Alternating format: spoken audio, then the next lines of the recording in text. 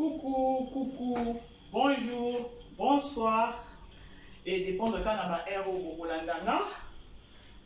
Alors, vous êtes sur BBC, Poi TV ou encore BDC, Poi TV. Les mardi. Normalement, on a la recette pour nous lancer la chaîne lundi et jeudi. Malheureusement, ce que vous allez bien, lundi vraiment nous avons respecté. Je suis tenu à lundi à la journée, encore jour à prière. Tant qu'intercesseuse de l'église, nous avons la prière chaque lundi. Alors, il y a moi un peu de défaut, non, pour capter la lambi et puis prière, pourquoi.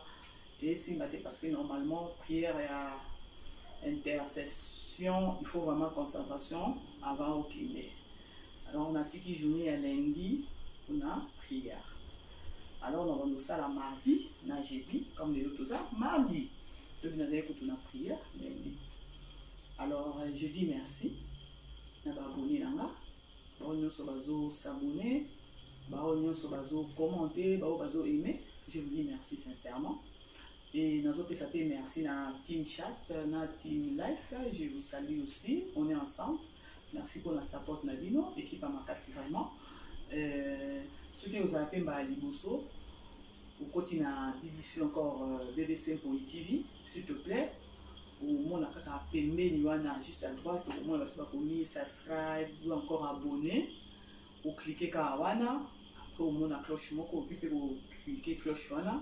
Pour nous banda manquer la notification de ceux qui n'ont lancé émission nangai.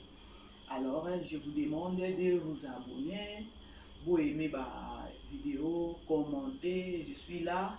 Nous avons besoin de support Nabino, nous sommes sur ça y a pour s'abonner, commenter. Vous peut-être un conseil, peut-être si vous avez alors je suis là, j'ai besoin de vos support, conseil Nabino vraiment et ça m'a bien. Alors, je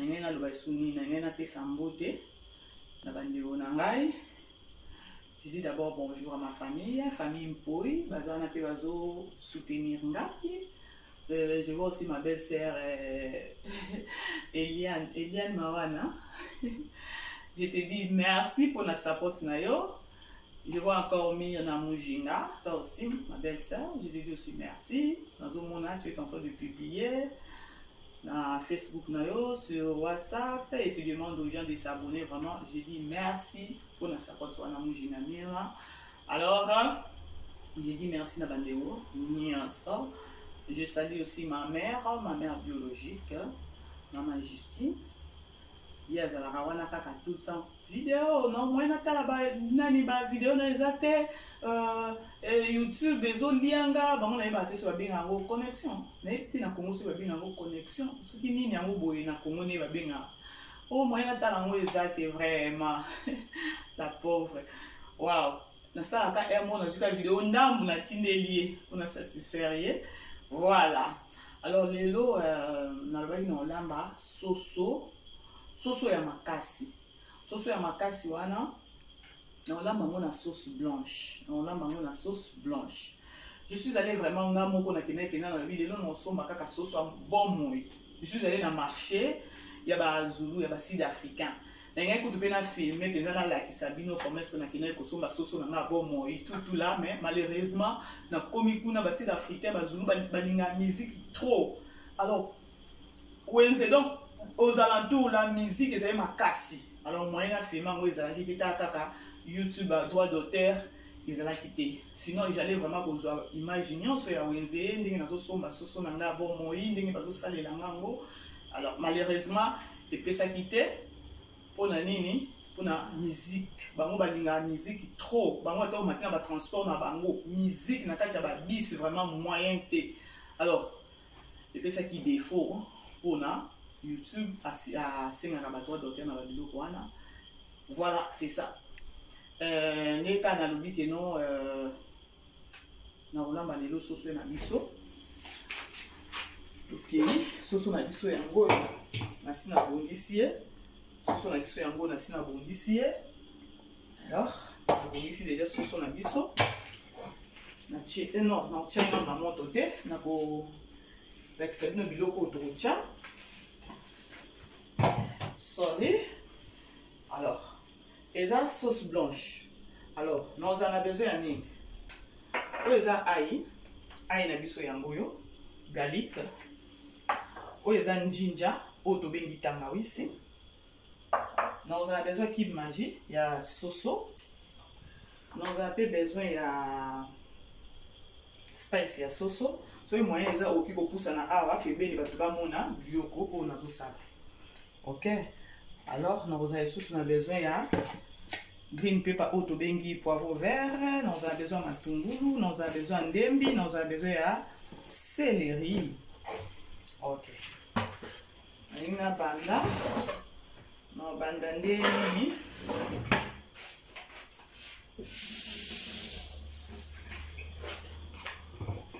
Na ucha ai na biso. Na chi ai na biso. Na chi ginger na biso.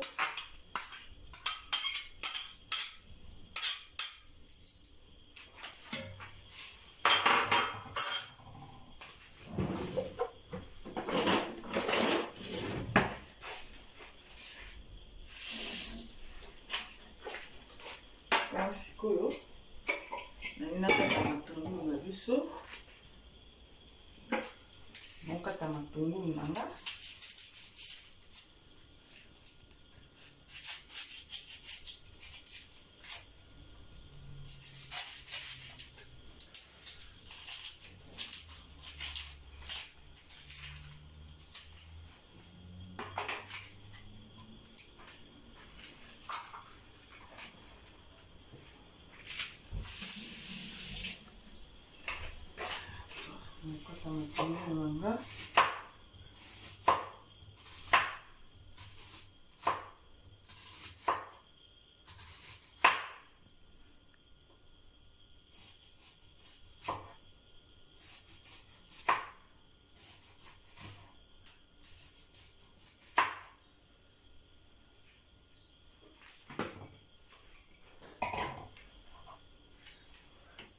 Matungulu na ngai, matungulu na nga.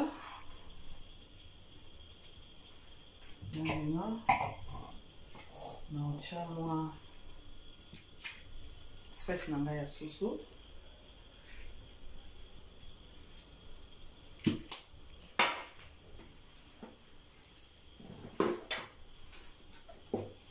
Na ucha cube magie na biso.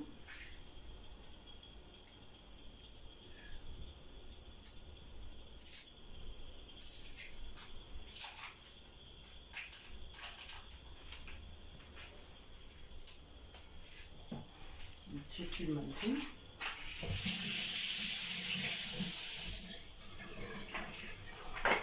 Avec ça, ok.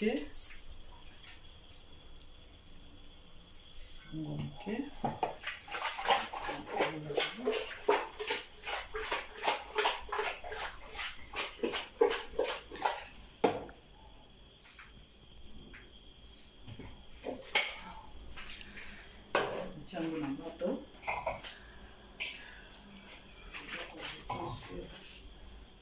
Chaper céleri. Céleri na biso.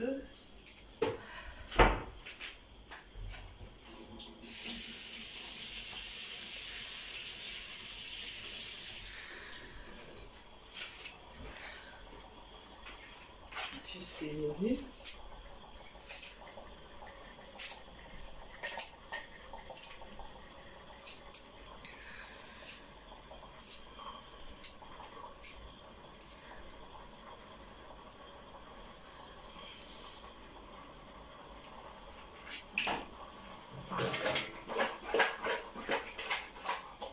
Na tie mai te, parce que et sans mai. Na tie mai te. Alors, tout à l'heure. Voilà. Là maintenant, on lui en a kata.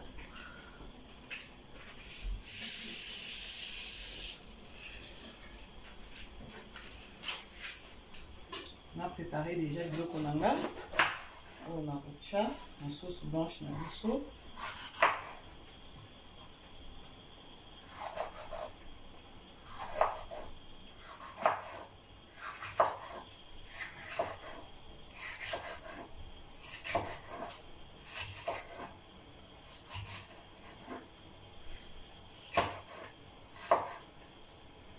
Journal malili moko kokite c'est depuis hier malili moko toza nango en Afrique du Sud.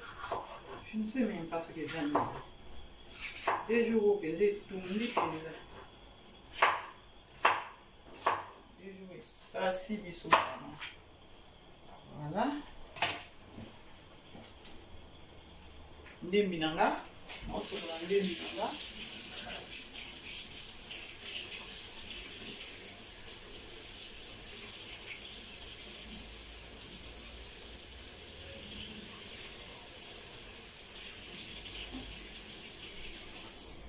Toujours kosokolaka ndembi parce que ebombaka pe heure moko salite na banani na nini makasa wana.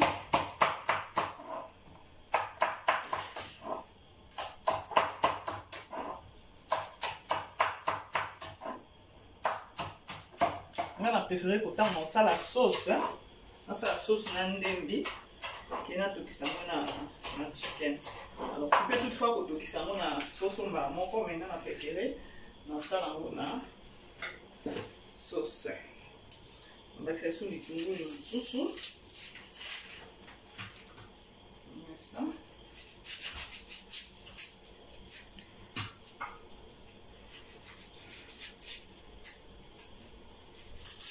Déco, je vous demande de vous abonner sur BBC Mpoi TV.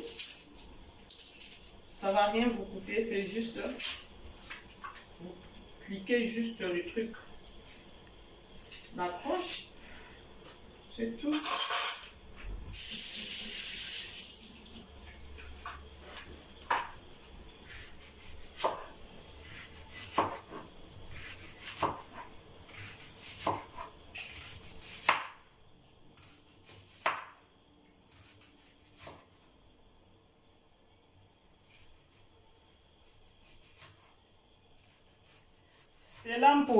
Stella Mpoi, elle est tout le temps sur YouTube. Là, ça va nini. Hein? Tina Mpoi, je t'ai sali. Hein? Tina Mpoi, je t'ai sali. Stella Mpoi, je t'ai sali. Muzinkamba. Hein? Muzinkamba aussi, je t'ai sali. Depuis Londres, je t'ai sali. Hein? Ça va maintenant. Voici quoi de rosé là. Sauce na biso. Et tout ça.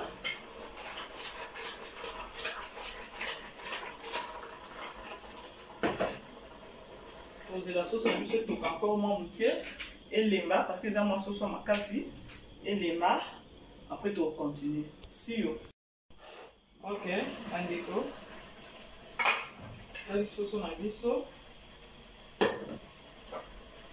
Je crois coquille kiko awa to les kana au kalimba c'est qui dans la moto et sur moto comme ça wow.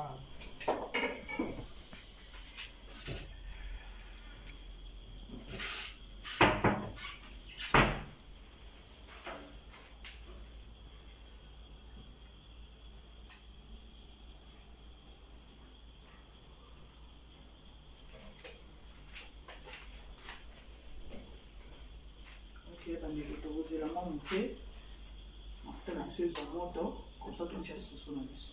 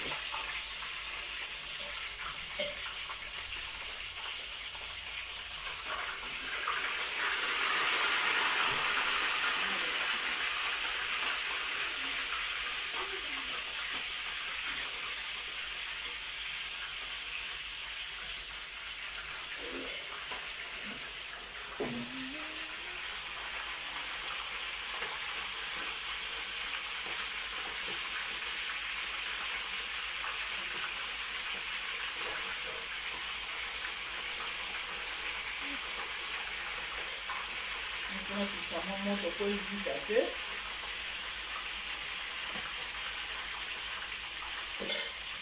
Ok, bandeko.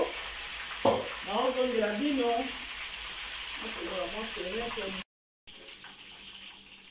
Ok, bandeko. Je vais juste sur la biso.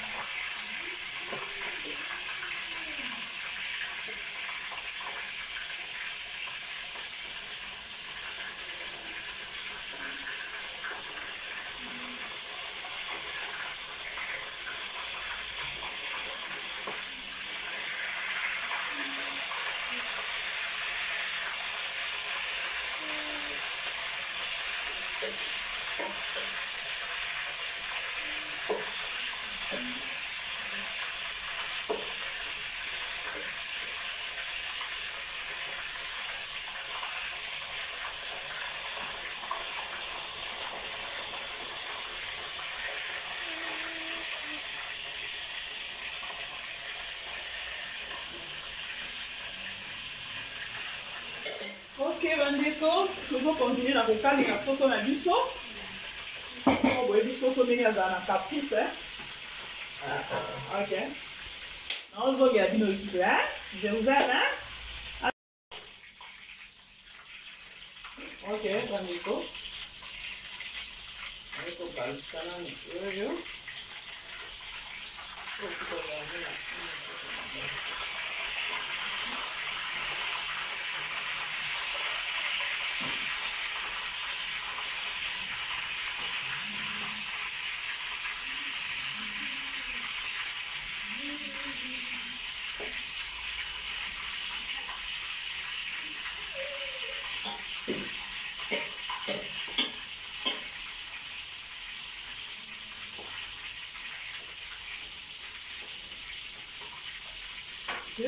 On là, on a sauce na biso, on a kalindi, on a ça, on a suka, on a des sauces dans sa biso, et kobima, on a fufu, on a fufu, on a makemba, on a kwanga, biso on a fufu et c'est makemba dans la on a makemba, on a makemba. Ok, c'est ça. Je vous reviens. Ya bandeko oyo pe ya suka ezenia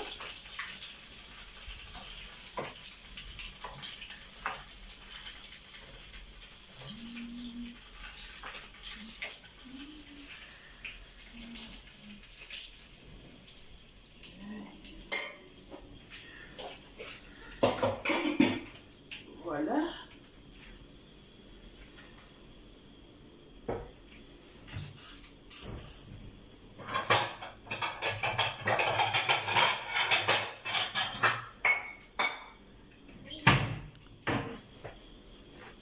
Awa mafuta oyo chana na kati parce que naza na besoin ya kikalungu.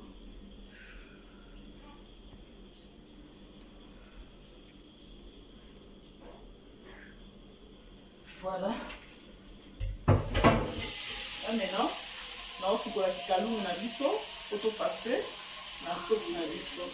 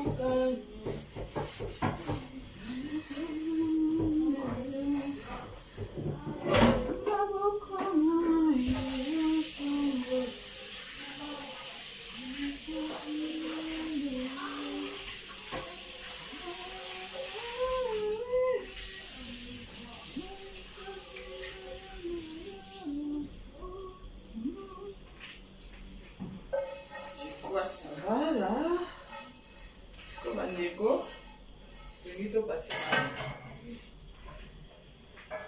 na sauce na biso sikoyo ndenge eza wana na osala sauce blanche kaka na mafuta oyo soso na biso asanzaki soki botali bomona keno mafuta eza ebele alors kaka mafuta wana nde na kotia awa na kati po tosala nini po tosala sauce blanche. Alors opesa nga quelques minutes, ça va aller comme ça.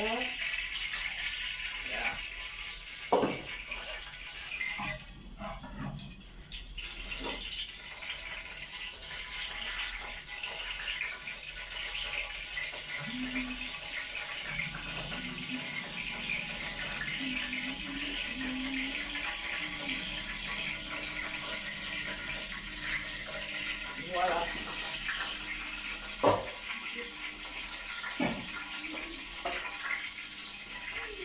On a quatre. Ensuite, on a la sauce on a biso. Et on fait l'ango.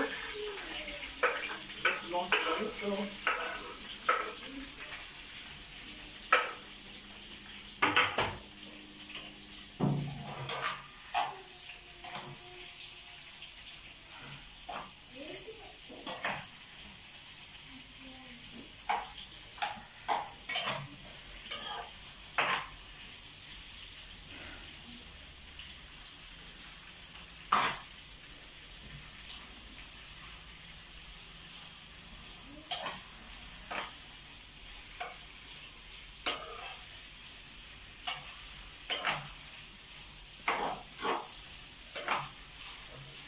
Ah oui, na otia spice mon côté parce que nous se côté qui déjà qu'on a donc comme pour d'autres que non na soupe na sauce wana ba et puis sinon c'est ça na kati. Ensuite na rolobana ba qui c'est sous au moins aux années qui extra ya mukwa na ndako ape ba na munwa te. C'est ça au moins.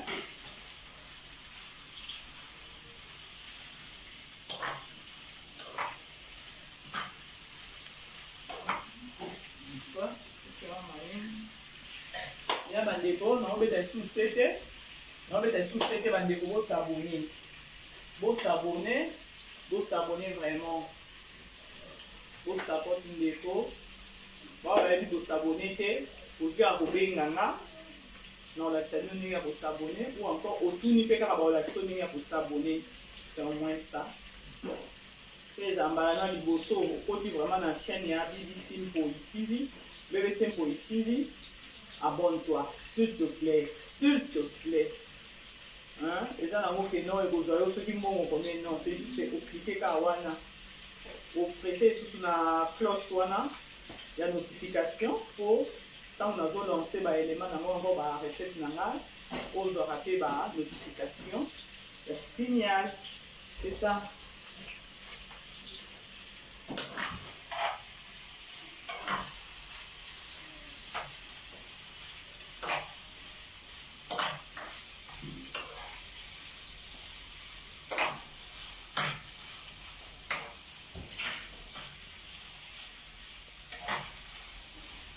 Il n'y en a pas.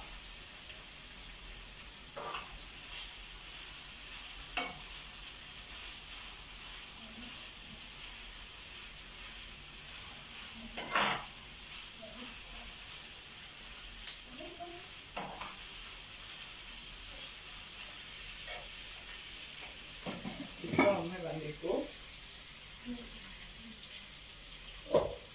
Hey, comment on peut oublier ma awalero?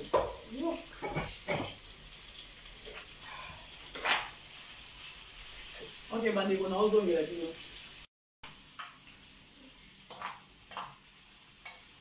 Ya bandeko, c'est pas bomoni. Donc on a utilisé comme mafuta au sauce na biso à sanzaki.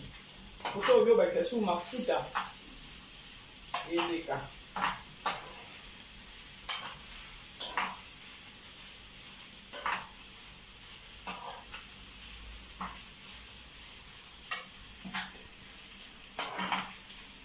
Bon, on a un peu de biso, bien en kenango, na green pepper.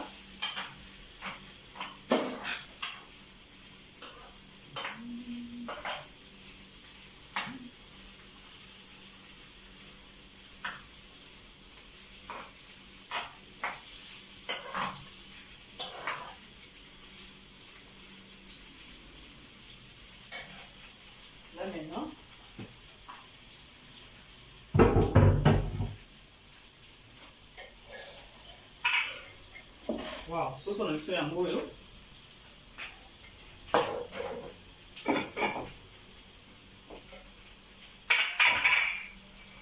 Nangi sikoyo nacha tomate na biso tomate susore biloko oyo tomate matungulu na green pepper na biso wana sikoyo na chango na kati.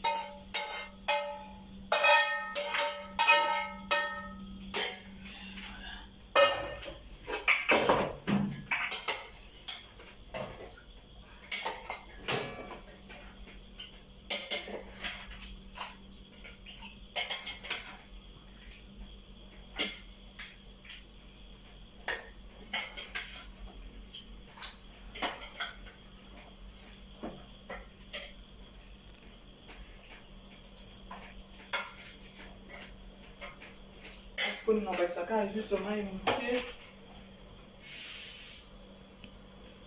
Juste une moitié caca.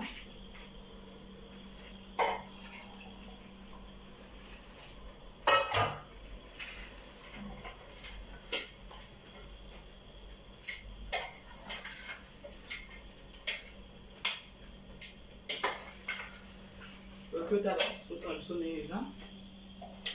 Bon, bien commis. Ça. Voilà. Ok, je vous reviens dans quelques minutes. On a accepté le négué, l'eau la biso et belly. Ok, bandeko, tokomi na suka ya elubu na biso. Lelo tolambaki soso ya makasi. Tosali yango na sauce blanche. Alors au moins kini to bandaki.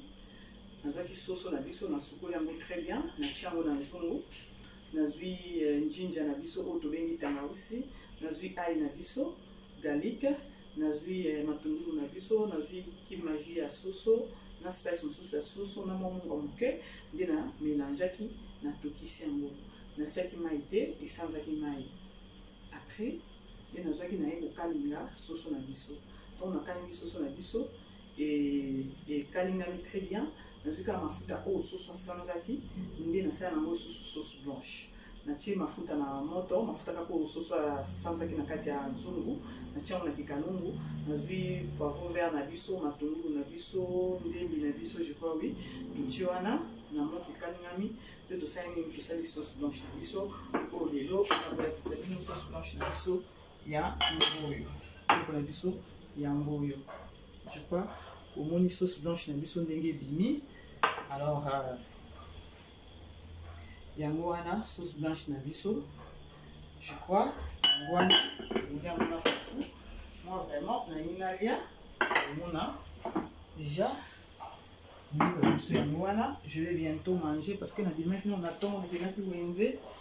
Donc monsieur Angwana, merci na bino noso. Alors, ce que je voulais dire, les amis, et quand on appelle ça, merci beaucoup, il y a une super émission, vraiment, ce sont les sont vraiment temps, hein, les vraiment ce temps. On a juste merci. D'abord, on a sur bazo talangai, bazo encourager, bazo commenter, bazo aimer la vidéo nangai, et bazo support là de loin, na bato pembeni, c'est bon déjà. Merci, merci, merci la famille nanga bazo support là. Merci bonjour, merci na team life, na team chat. On a vraiment des groupes mon makasi, vraiment respect na bino vraiment. Il y a ok. Na komi na suka na obosa na kote sa ba parents na biso, ba parents na ya famille na ngai, ba parents spirituels de famille na ngambo tete. Oui, ça pasteur Li Kitenge na maman Grâce Kitenge. Je vous salue. Shalom, mes parents spirituels vraiment. Ok, na komi na suka na lembi soso vraiment zinga temps hein. Ok, tout ça kaka pona bino. Bino pe na ngamu na bino, abonnez-vous, commentez, aimez la vidéo, c'est au moins ça. Ok, see you on Thursday. On se voit le jeudi. Bye.